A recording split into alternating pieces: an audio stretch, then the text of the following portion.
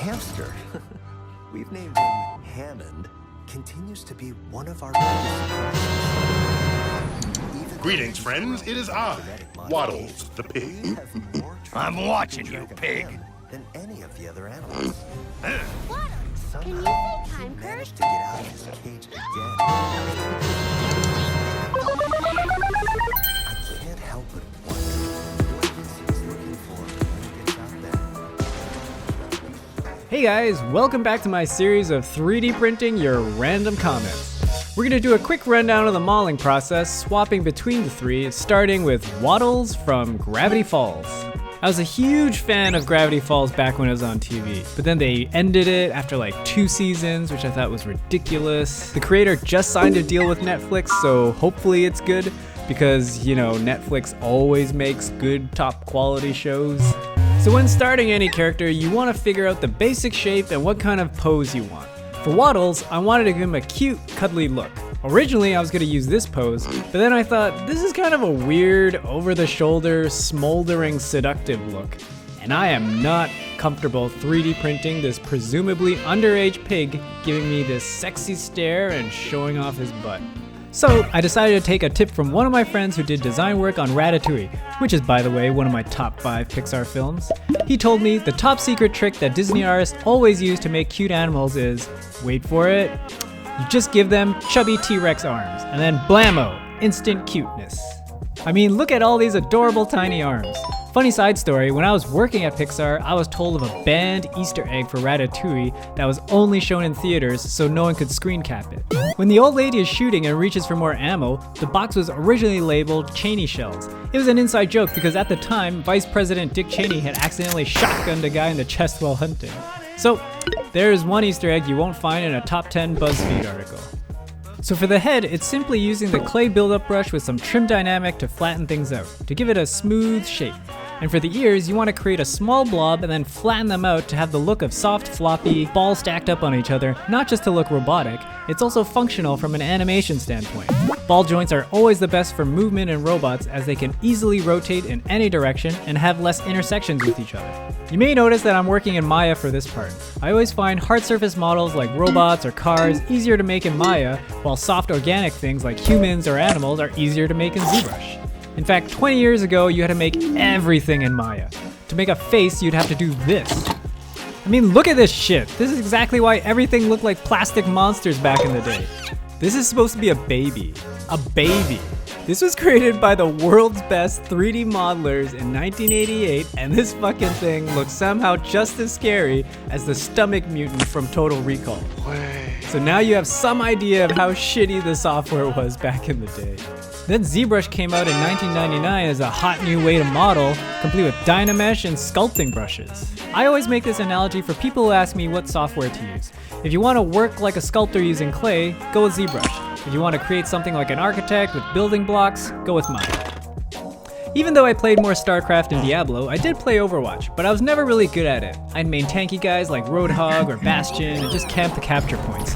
But that's because mostly I'm just straight garbage can ridges on the wrists are easy to create. Just use some clay buildup brush and then smooth out the crevices. One tip for modeling layered clothing like boots is to start with a basic shape and then mask out the boot layers. Then extract these masked out areas and then smooth it out. So now it looks like tightly sewn together strips of leather, just like a real boot. I've only played a little bit of Fortnite. I've probably played more PUBG if anything. I know there's some strong rivalry between these two games, but personally, I appreciate both styles of gameplay. And I always thought that people have to talk crap about one game because they only play the other one were always just whiny little stitches. Especially within clothing, and wrinkles in skin are always easy to do in ZBrush models. But remember, you don't always have to make things so hyper-realistic. A lot of first-time ZBrush users think everything needs wrinkles, and it just becomes a big mess, ruining the overall appeal of the character.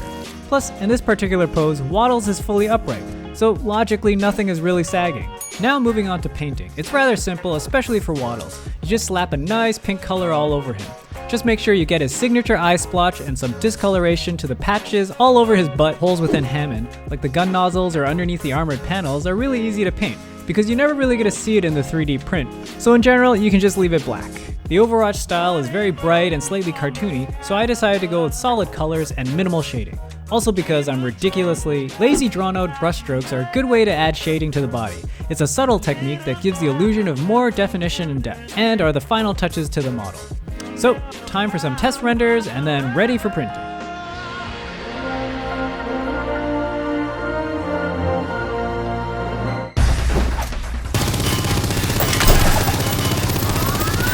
Speed maximum.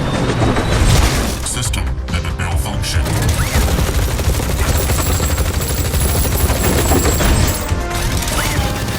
Scanning coordinates.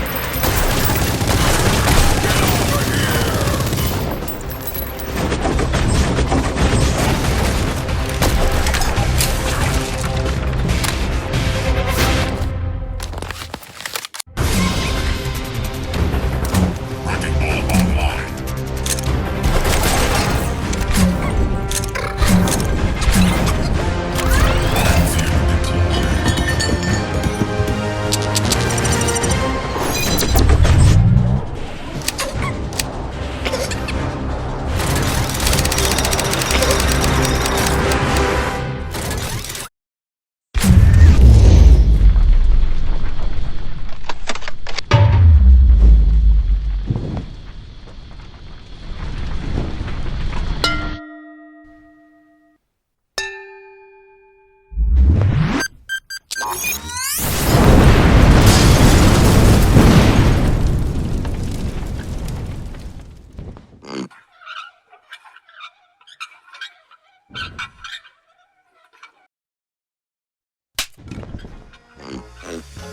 So here are the final prints. Overall, these guys look awesome.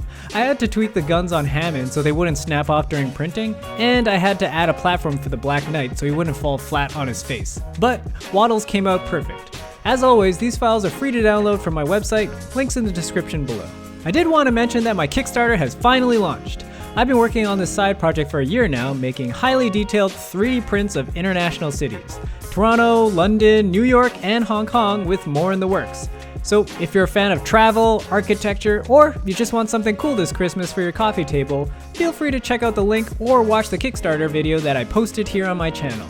And as always, thanks for watching and leave me a comment on what I should make next.